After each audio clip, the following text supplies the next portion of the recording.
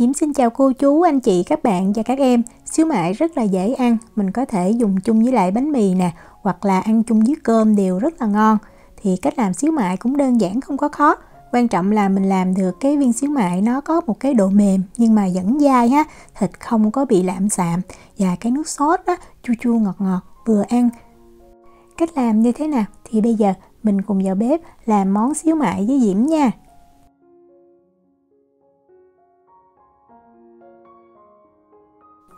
Để làm được viên xíu mại mà nó vừa mềm nè, thịt có độ dai, không có bị khô thì việc chọn thịt rất là quan trọng.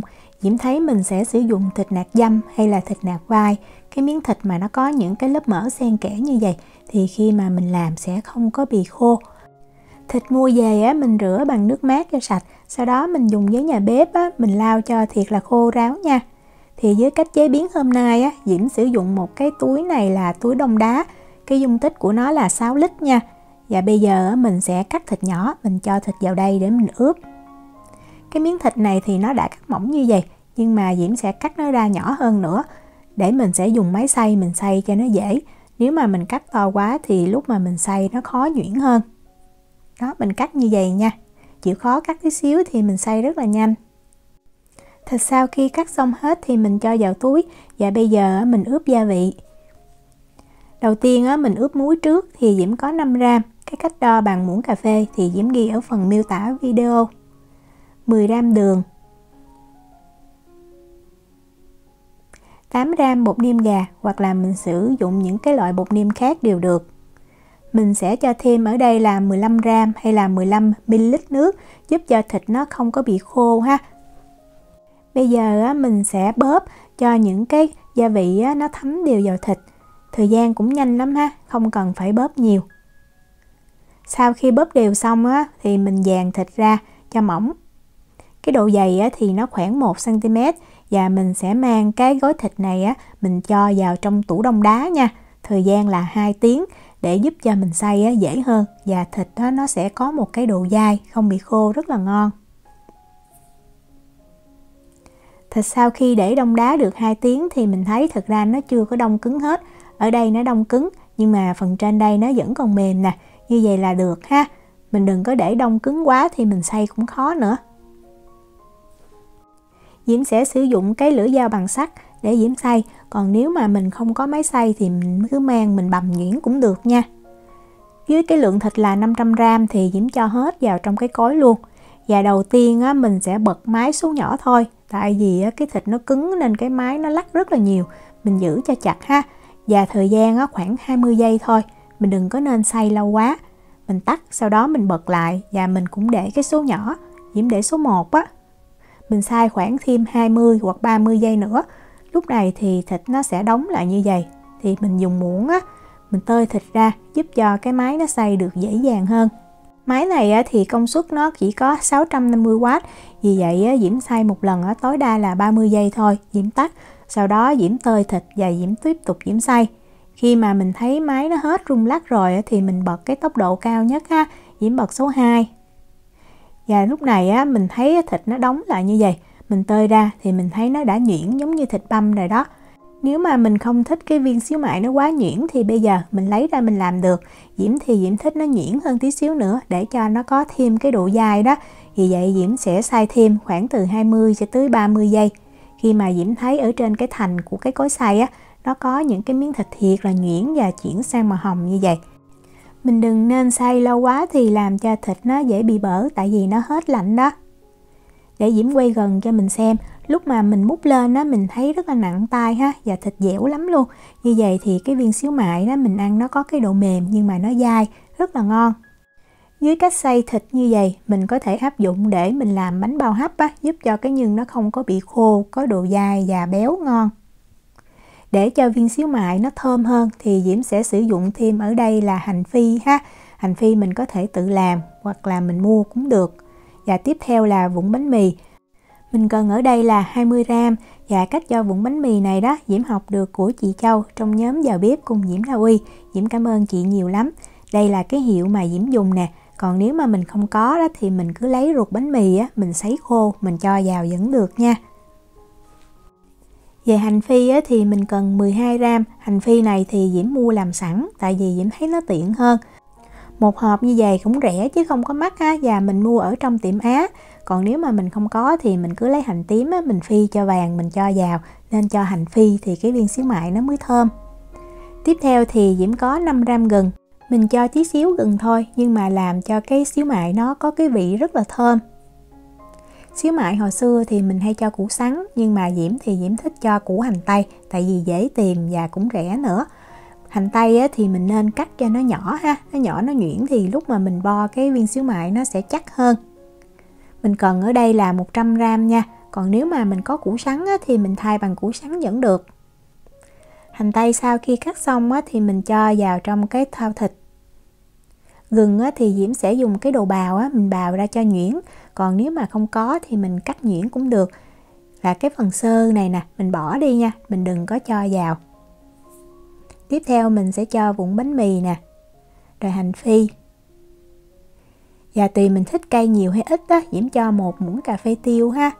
Rồi mình đeo bao tay vào, mình trộn cho những cái gia vị nguyên liệu á, nó thật là đều với nhau. Lúc này thì thịt nó còn rất là lạnh nha, mình nên làm lạnh á, thì thịt nó sẽ tươi, nó dai hơn. Mình trộn khoảng từ 1 tới 2 phút à. Đó, cứ trộn từ trong ra ngoài, tới khi mình thấy nó đều hết như vậy là được. Rồi mình đeo bao tay vào đó, mình vo viên luôn. Nếu mà mình thấy thịt nó dính tay quá, mình có thể thoa tí xíu dầu lên cái bao tay ha.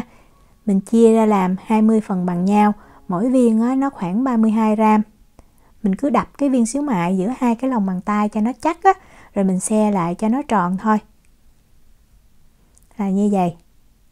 Sau khi vo xong thì mình mang mình đi hấp liền luôn ha. Mình đợi nước cho thật là sôi á, thì mình mới cho cái sửng xíu mại lên mình hấp. Mình sẽ hấp ở lửa trung bình trong khoảng thời gian là 30 phút. 30 phút thì cái viên xíu mại nó chín rất là kỹ nha. Còn nếu mà mình hấp sửng nhôm á, thì Diễm nghĩ mình hấp chừng 20 cho tới 25 phút là viên xíu mại nó đã chín. Viên xíu mại chín mình thấy nó sẽ chuyển sang màu như vậy và nó sẽ ra một ít nước ha. Bây giờ mình sẽ đi làm cái nước sốt cho xíu mại. Diễm lấy một cái chén nhỏ đó, Diễm cho vào 3 gram tinh bột bắp là 1 muỗng cà phê. Mình cho tinh bột năng cũng được ha. Tiếp theo mình cho 15 gram nước, tức là 3 muỗng cà phê á. Rồi mình khuấy cho bột bắp á, nó hòa đều vào trong nước, để sang một bên. Mình bắt một cái chảo lên bếp nha, và mình cho vào 2 muỗng canh dầu ăn. Tiếp theo á, Diễm sẽ cho vào 3 tép tỏi, mình nên đập ra cho nó dập á, thì nó sẽ thơm hơn. Bật lửa lên á, mình để lửa trung bình. Khi mà mình thấy tỏi á, dầu nó sôi lên như vậy thì mình lấy từng viên xíu mại mình cho vào. Lưu ý là mình không có lấy cái nước á, cái nước mình chừa lại tí xíu mình làm cái nước sốt sau. Và mình chiên sơ cái viên xíu mại như vậy ở lửa trung bình, giúp cho cái viên xíu mại nó thơm hơn. Còn nếu mà mình không muốn thì mình cứ để viên xíu mại luộc rồi mình cho vào trong cái nước sốt cũng được. Nhà Diễm thì ông xã với Vitu lại thích chiên lên như vậy cho nó thơm á. Khi mà mình thấy nó vàng xém cạnh thì mình lấy ra nha. Rất là thơm luôn. Nói như vậy á, thì Diễm nhắc khỏi bếp và Diễm sẽ gấp cái xíu mại ra để riêng. Rồi mình tiếp tục sử dụng cái chảo này để mình làm cái nước sốt luôn. Bắt trở lại lên bếp á, thì Diễm sẽ cho vào đây một tép tỏi mình băm nhuyễn ha. Và bật bếp lên để lửa trung bình. Mình phi cho cái tỏi này nó vừa sôi lên thì mình sẽ lấy cái nước xíu mại hồi nãy mình hấp mà nó chảy ra đó, mình cho vào. Thì Diễm đo lại, Diễm thấy nó khoảng 100ml ha.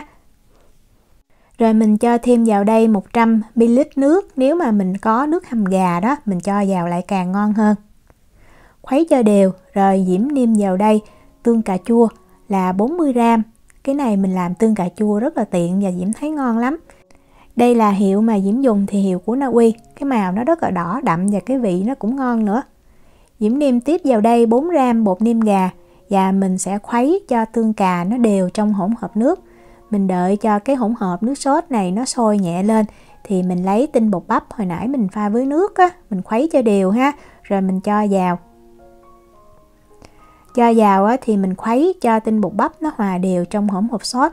Lúc này thì cái hỗn hợp nó sẽ hơi sệt ha, như vậy là được. Đừng có khuấy cho nó đặc quá thì lúc mà mình để nguội nó lại càng đặc hơn nữa. Diễm sẽ lấy xíu mại hồi nãy á, đã chiên sơ, mình cho vào luôn. Mình để lửa trung bình nha, và đảo thiệt là nhanh tay, khoảng chừng 30 cho tới 45 giây cho cái viên xíu mại nó thấm đều cái nước sốt là mình nhắc khỏi bếp. Hoặc là mình cũng có thể làm nước sốt riêng rồi xíu mại riêng, khi nào ăn thì mình chan cái nước sốt lên cũng được. Để ăn kèm với xíu mại thì hôm nay Diễm có chuẩn bị ở đây là dưa leo nè, tiếp theo là đồ chua ha, rồi Diễm có thêm ngò, rồi hành lá đó mình chẻ ra nữa. Thì đồ chua làm rất là đơn giản ha. Công thức này thì mình cần là 100g cà rốt, mình bào vỏ, sau đó mình sẽ cắt ra thành từng cái lát. Rồi Diễm lấy cái đồ cắt răng cưa đó, Diễm cắt như vậy cho nó đẹp, còn nếu mà mình không có thì mình dùng dao mình cắt thôi. Sau đó mình sẽ cho vào 1/2 muỗng cà phê muối và mình trộn cho muối nó thấm đều với cà rốt. Sau đó mình sẽ để cho cà rốt nó nghỉ khoảng 30 phút. Như vậy thì cái đồ chua khi mà mình ăn cái mùi cà rốt nó không có nồng lắm. Sau 30 phút thì mình thấy cà rốt nó ra ít nước như vậy thì mình sẽ vắt ha. Mình không lấy cái phần nước này, mình chỉ lấy cái cà rốt thôi, mình vắt sơ thôi, cũng không cần phải vắt cho thiệt là kỹ. Sau khi vắt ráo xong rồi thì Diễm sẽ cho vào đây 1 muỗng canh đường. Còn nếu mà mình thích ăn cái vị chua hơn thì mình cho 2/3 muỗng canh là được. 1 muỗng canh giấm ha, giấm thì Diễm dùng giấm táo. Nước thì nước đun sôi để nguội, mình cho vào 3 muỗng canh. Rồi mình trộn lên cho thật là đều ha. Mình để khoảng chừng 30 phút cho tới 1 tiếng là cái cà rốt nó sẽ thấm cái vị chua chua ngọt ngọt. Cái này thì mình nên làm trước khi mình làm xíu mại ha. Hành lá thì mình nên chuẩn bị sẵn một cái tô nước thật là lạnh. Sau đó mình cắt nhỏ và mình cho vào mình ngâm, giúp cho cái mùi hành nó không có bị hăng và cái hành nó cũng giòn hơn. Nếu mà mình có hành lá của Việt Nam thì càng ngon. Cái này Diễm mua hành lá trong siêu thị Na Uy thì nó hơi to. Đó, mình ngâm khoảng 60 phút ha, là cái mùi hành nó hết nồng và nó rất là ngọt. Xíu mại này thì Diễm thấy mình ăn nóng mới ngon nha. Khi mình sắn vào thì mình thấy có viên xíu mại nó hơi chắc, nhưng mà nhìn kỹ đó, nó không có bị khô, rất là ẩm. Ăn thì nó có cái độ mềm nhưng mà dai, béo, ngon lắm luôn. Diễm hôm nay Diễm ăn với lại bánh mì nè. Thì tùy mình thích nhiều hoặc ít, mình có thể chia đôi cái viên xíu mại. Sau đó mình cho nước sốt lên nè. Tiếp theo thì mình sẽ cho đồ chua. Và mình nên có dưa leo ha, dưa leo ăn giúp đỡ ngán và ăn trúng giòn giòn ngon hơn. Rồi tiếp theo mình cho hành, mình đã chẻ và mình ngâm nước nè. Và nên có thêm ngò rí nữa ha, nó mới thơm. Nếu mà mình ăn cay thì mình cho thêm ớt nè. Vậy là mình đã có một ổ bánh mì xíu mại rất là hấp dẫn. Hoặc đơn giản hơn thì mình có thể ăn xíu mại này với cơm. Nhà Diễm thì Diễm làm ăn với cơm cũng ngon lắm luôn. Hoặc nếu không ăn với cơm thì mình cũng có thể ăn chung với xôi luôn. Hoặc là làm một cái vỉ bò né để mình cho thêm một viên xíu mại vào cũng hấp dẫn nữa. Diễm chúc cô chú, anh chị, các bạn và các em làm được xíu mại thiệt là ngon. Nếu mà có thắc mắc gì thì cứ để lại lời nhắn hoặc là gửi tin nhắn cho Diễm. Diễm cảm ơn sự quan tâm theo dõi video rất là nhiều. Hẹn gặp lại trong những video tiếp theo. Chào tạm biệt.